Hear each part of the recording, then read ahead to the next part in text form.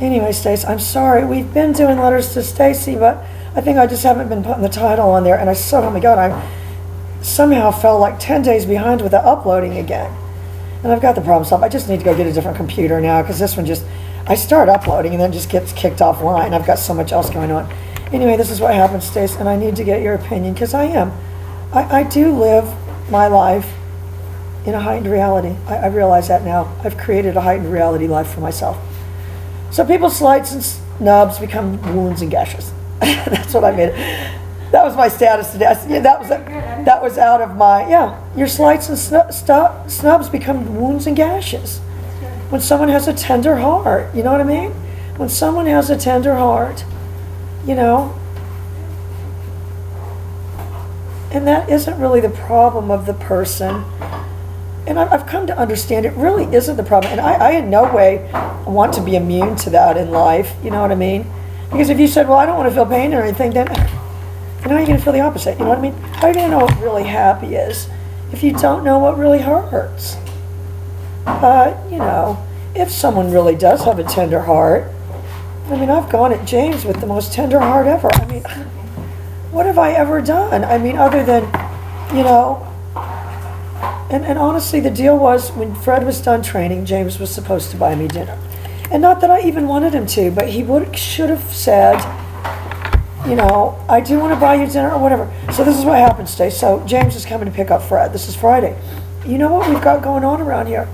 So he texts and says, and apparently it's my fault for not MapQuesting him or GPSing him to know where he was at. I'm on the way to get Fred. I'm coming today. Okay, today means to me, honestly, quite frankly, sometime before 4 o'clock. I mean, you know, night around here.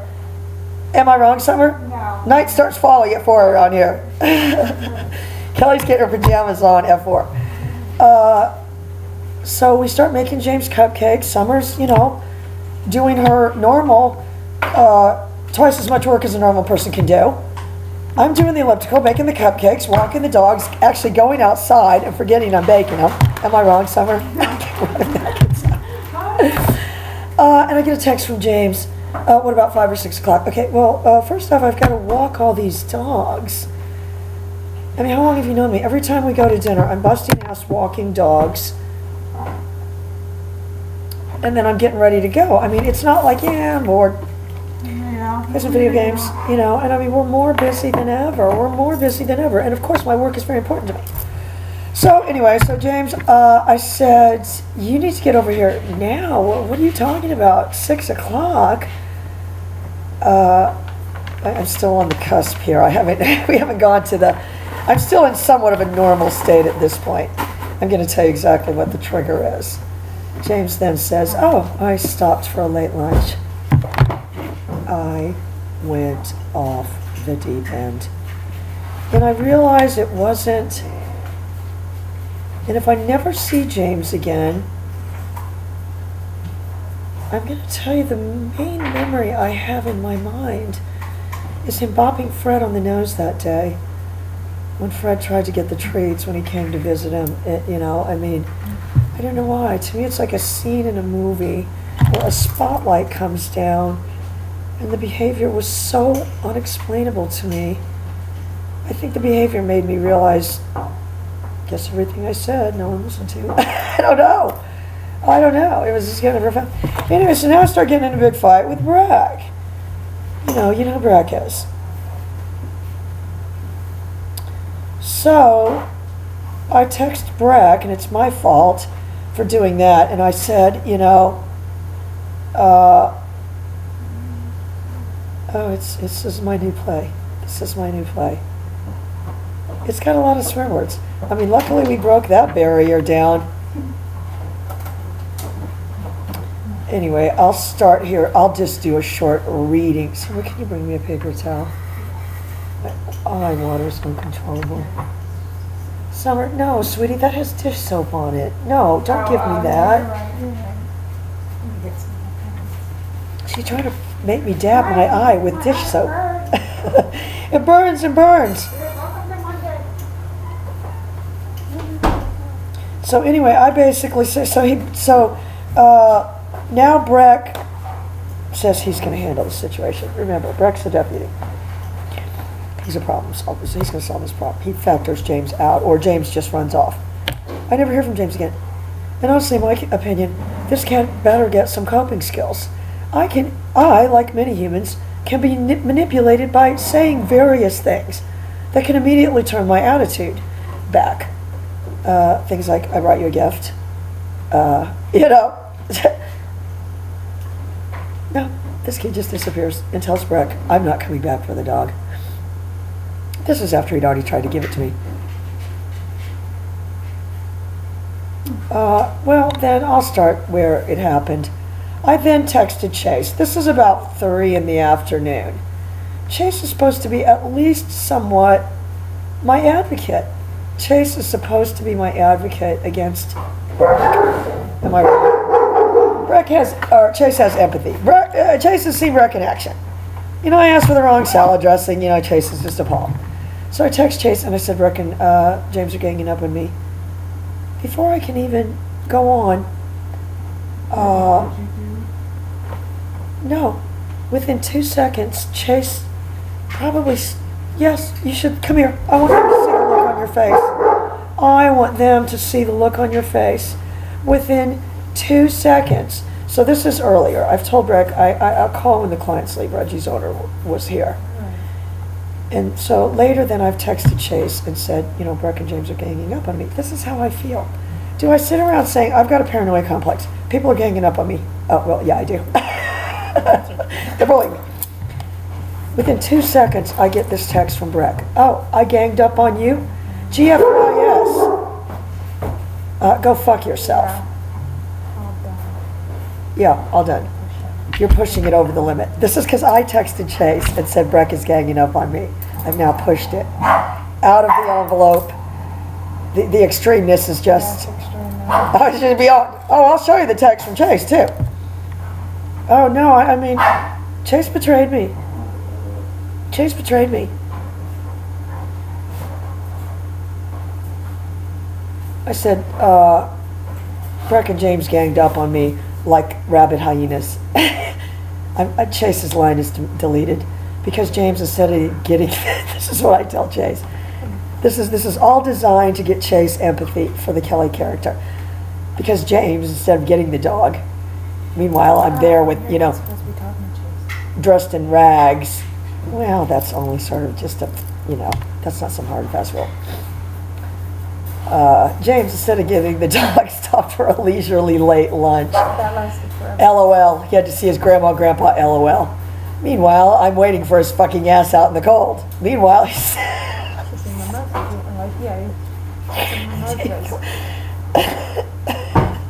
had to come get the dog, but meanwhile it's still here and I'm the bad guy. You can imagine how I was getting yelled at for not accommodating poor James. That was said with more. Yeah. For not accommodating poor James. Keep in mind the dog has been here 3 months for free. I'm feeding it everything. Oh my Okay, God, so before, no, okay, but wait, no, I'm in the process of texting this, and then I get this from Breck. So, you know how I text. You've gotten text from me. I'm writing a story. You're trying to interject something, but you're not able to because I'm typing something. And so while I'm typing all that, he texts Breck, and this is all within a few seconds. No, he wasn't. I was confiding in him. I was confiding in Chase, just to get to play the sympathy card. Yeah. For Chase to say, oh, they're so mean to you. So now I said, get in touch with the foster mom, you know. I said, he was just looking for an excuse to dump it. Get in touch with the foster mom. Okay, I don't know her. I said, think about it, you know. But I'll come get Fred. I said, his generous offer to give it to me and keep him. I said, please, NFW. That thing will bite the kids. Line deleted. I told him we're getting it back to the foster mom. End of story. That's what you do. You take things back from whence they came. Not like Crystal that just lets them run away. That's not how you live. Oh, we haven't got to the James's lines yet. Get her contact info. They want to know where these dogs are.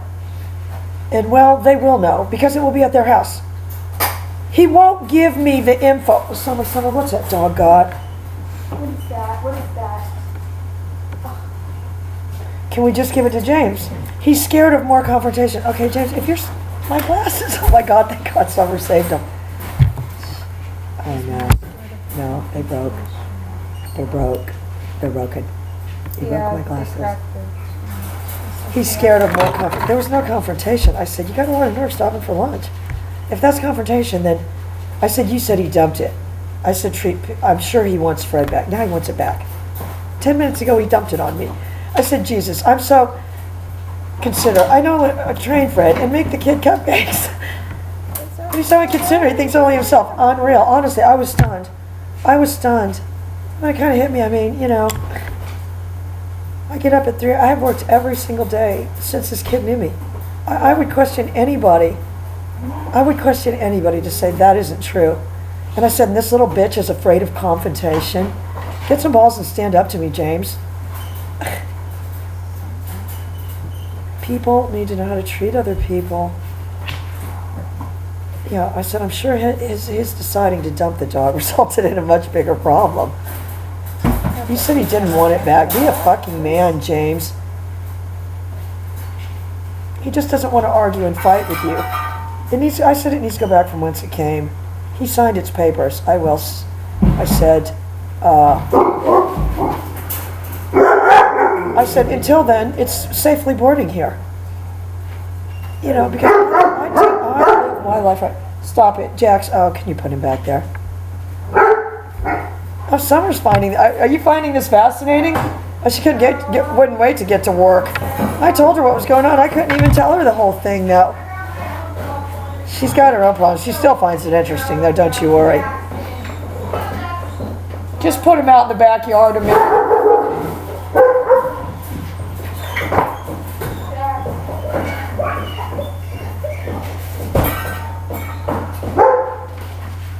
Anyway, so now I finally tell Brack, I'm still walking dogs. I said, the last thing I said to this kid was, get over here. So I said at 4:30, and then he just drops off the radar. So then I said, Jesus, his phone is about to die. Stupid cat chewed the thing. Have to go get a new one. He buys it. All right, now let's go back to James. Yeah.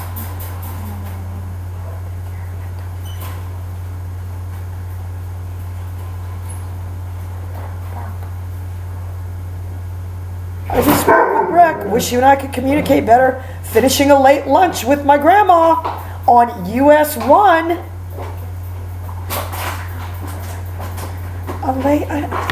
Finishing up. There is no way finishing up is anything other than a nice, leisurely lunch. While I am here, honestly, this kid could have, and I think maybe it's the spend thing. It's the kindness vampire that drained the last drop of kindness. Tell me whether I'm wrong, Stace. Drop this dog off.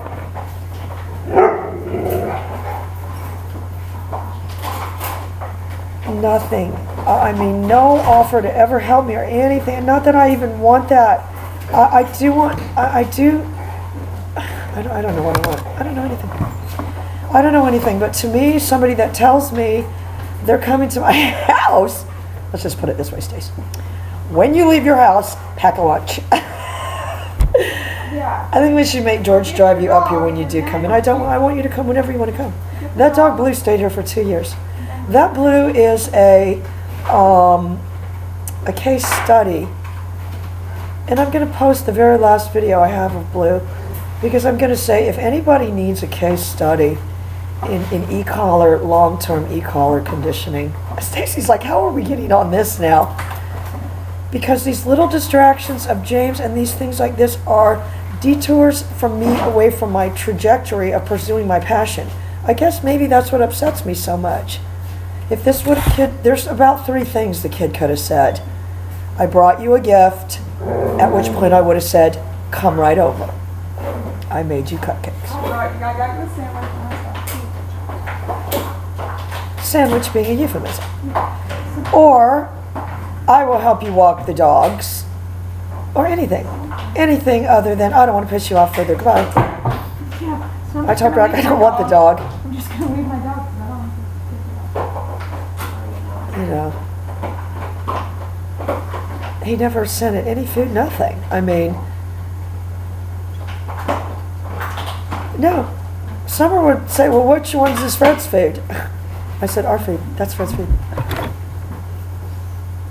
She's rolling her eyes. She can't even be on camera for this. She's still friends with James. I mean, you know, if this is a life lesson for James to learn how to cope, or, you know, if I never see you again, I don't, you know, nobody wins, but I'm not sure I lose. I think that that's the motto. Am I wrong? Get over here.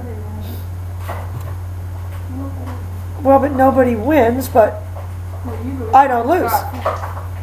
No, because Breck will do the right thing. Yeah, I'm feeling it. All right, you're in this episode.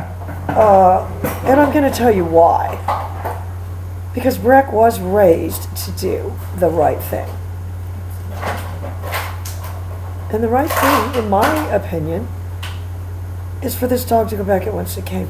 Because the wrong thing was for them to adopt out. There was just a woman killed by a dog. A woman adopted, and this dog bit too, at least two people. There needs to be a line to draw. This woman adopted this pit bull bulldog mix that they're intentionally breeding to be like that, and it's a cute dog. Anyone would want it. If you put it on Facebook, anyone would want it because it had a big bubble head, and people like that. And within weeks of adopting it, it killed her. And it didn't just kill her, Summer. It didn't just kill her. There's been 2 more deaths since that baby. 2 more people killed by dogs since that baby that was just like last week. Yeah, that was like last week. Get Barney's remote because I am chewing on the other piece of that, whatever that was. Summer, get me the remote. Get me the remote. Don't go looking up what he's doing. Get in the kitchen. Get some treats. Hurry, quickly. Call him. Go back in the kitchen.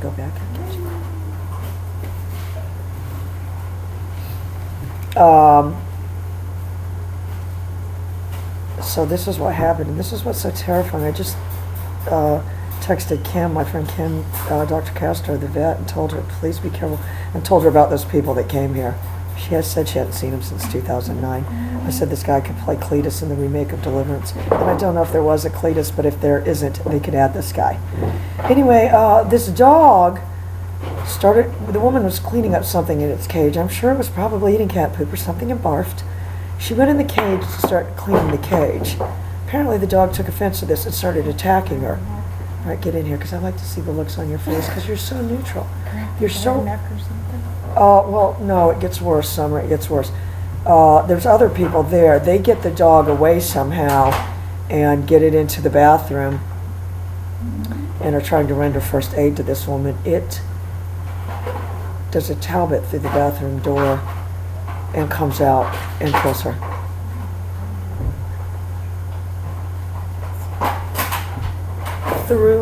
It's like a monster movie. What gets me about this is the terror that these people feel. I think that's, to me, as deep of a pain as you could feel for another human being would not, if I could do anything in my power. And I would, and I am biased. If you said you're biased against aggressive dogs and you're too quick to judge them, I'd say maybe I am. Maybe I am. But I am seeing life through a filter where I've seen dogs are not operating from a moral core. They're not saying, society will shun me, my religion, my church, society, my peers will shun me if I do this. Please! She's got kids. Yeah, she's got kids. I don't want to kill. Yeah. Adopted this thing out of the newspaper. And then, that's genetic loading. It's as a dog trainer, I can't explain that. I can see attacking and getting one in the bathroom. That I can see. To be still so unable to stop itself that it literally tears through a bathroom door. and finishes this woman off. What I'm seeing now, the most recent ones, they are literally going for the neck. I'm not sure we don't need to, the solution might be not some kind of neck thing that you could wear. Sort of like that NASCAR thing that they wear, that head neck thing. Yeah. Oh, yeah, and it's got that thing, oh my God, that thing like Greg's collar that he invented this one time that was shocked on the outside. Oh my God, I went on his Facebook and started ripping into it. So if another dog bit your dog, you could like taser it. Oh, he got ripped into somewhere. I went on there and said, yeah, I want to see the field studies for this thing. Oh, I ripped into him. That's why we're frenemies. Oh, it was gone. It was gone. Scott told me about that picture. And I am sad about not being friends with Scott, but I realized once I feel like somebody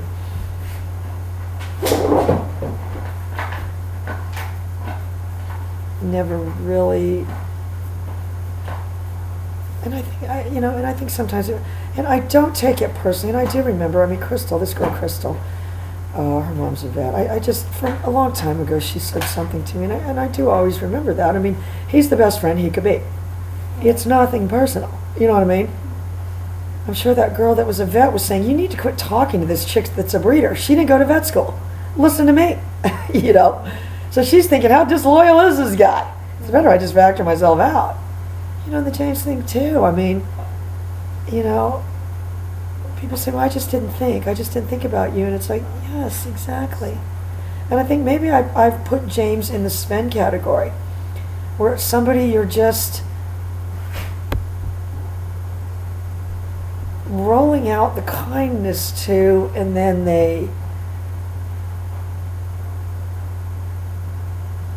by the time you're getting, it's their snubs and slights become wounds and gashes. Wounds and gashes, and then, people have bad reactions to wounds and gashes. You might as well just take a machete and go at somebody. If you said feelings are nothing, don't exist because they're nothing you can see. And that was Gary Zukav's book. I don't know if you've read that, Stace. It's called The Seed of the Soul. Try to explain it to Summer. I need to reread it because Summer won't read it, but if I reread it and explain it to her, she can understand it. Anyway, girlie, we gotta go. We're going out to do videos, and we will be back. Love you lots, girl. That's the drama. And the story is Kelly overreacts again. But the dog's still here, so it's not more reaction. Yeah. And Kelly's plan to get the dog out of here. Or Kelly's plan to get rid of Fred. See what Fail. Stacey says. Fail.